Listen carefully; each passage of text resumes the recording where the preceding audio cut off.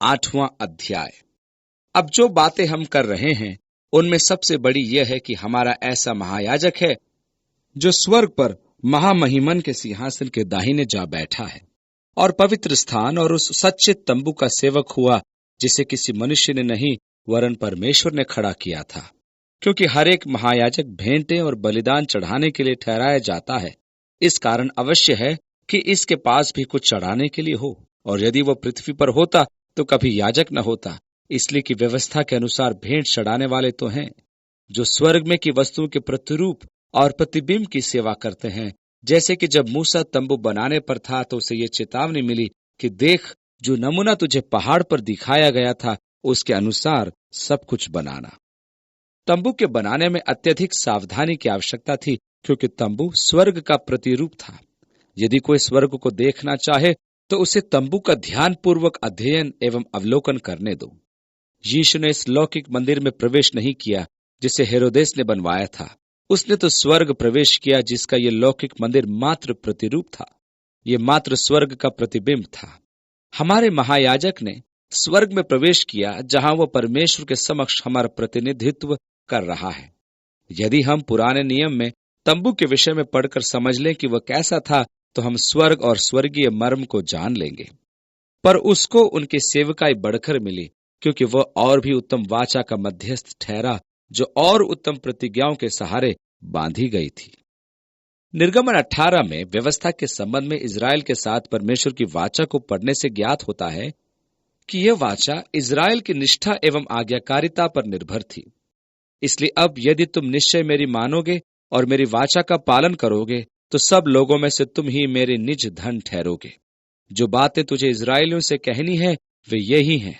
तब मूसा ने आकर लोगों के पुरनियों को बुलवाया और ये सब बातें जिनके कहने की आज्ञा यहोवा ने उसे दी थी उनको समझा दी, और सब लोग मिलकर बोल उठे, जो कुछ यहोवा ने कहा वह सब हम नित करेंगे। लोगों की यह बात मूसा ने यहोवा को सुनाई।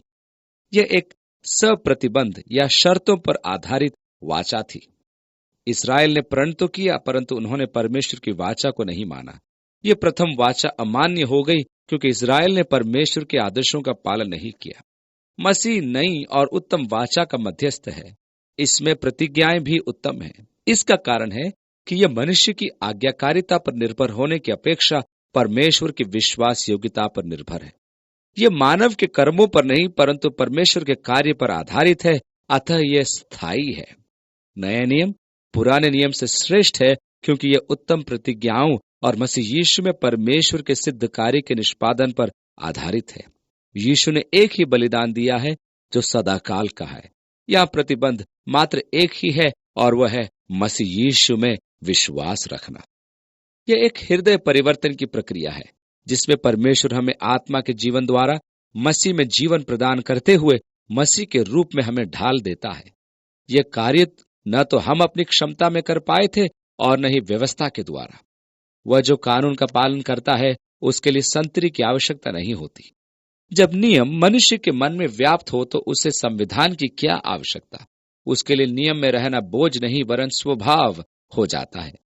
8वें अध्याय की 7 आयत से 10 आयतों में लिखा है, क्योंकि यदि वह पहली वाचा निर्दोष होती तो दूसरे के लिए अवसर न ढूंढा जाता, पर वह उन पर दोष लगाकर कहता है कि प्रभु कहता है, देखो वे दिन आते हैं कि मैं इजराइल के घराने के साथ और यहूदा के घराने के साथ नई वाचा बांधूंगा।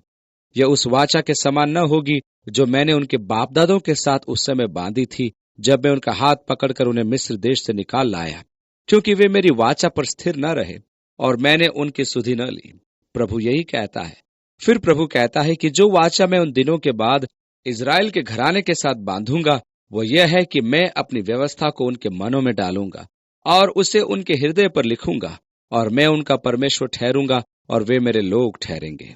अर्थात परमेश्वर अपनी इच्छा को मनुष्य के जीवन से व्यक्त करेगा, न कि व्यवस्था से। यहाँ आनंददायक अभ्यास होगा। इसमें मनुष्य शांत नहीं होगा वरन विश्राम पाएगा। यीशु ने कहा कि उसका जुआ आसान एवं बोझ हल्का है। और हर एक अपने देश वालों को और अपने भाई को ये शिक्षा न देगा कि तू प्रभु को पहचान, क्योंकि छोटे से बड़े तक सब मुझे जान लेंगे, क्योंकि मैं उनके अधर्म के विषय में दयावंत हूंगा और उनके पापों को फिर स्मरण न करूंगा। यहाँ मनुष्य को श्रेय प्राप्त नहीं है, ये मनुष्य के जीवन, मन एवं हृदय में परमेश्वर के कार्य हैं। वह दयावंत होकर मनुष्य के पापों को भुला चुका है। 13वीं आयत, नई वाचा की स्थापना से उसने प्रथम वाचा को पुरानी ठहराई, और जो वस्तु पुरानी और जीर्ण हो जाती है उसका मिट जाना अनिवार्य है। ये पुरानी वाचा समाप्त हो गई।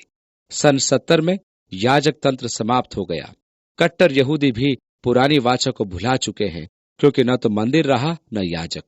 कुछ प्रथाएं जैसे प्रार्थनाएं, सप्त, भोजन आदि वे अब भी मानते हैं। नई वाचा अनंत है, जो उत्तम प्रतिज्ञाओं पर आधारित है। इसका महायाजक न तो बदलता है, न ही मृत्यु द्वारा समाप्त होता है। इस महायाजक ने एक बार बलि अर्पित की और वही सदाकाल की ठहरी, और एक बार के बलिदान में ही समस्त मानव जाति के लिए अनंतकालीन उद्धार एवं परमेश्वर से मिलाप की स्थापना कर दी।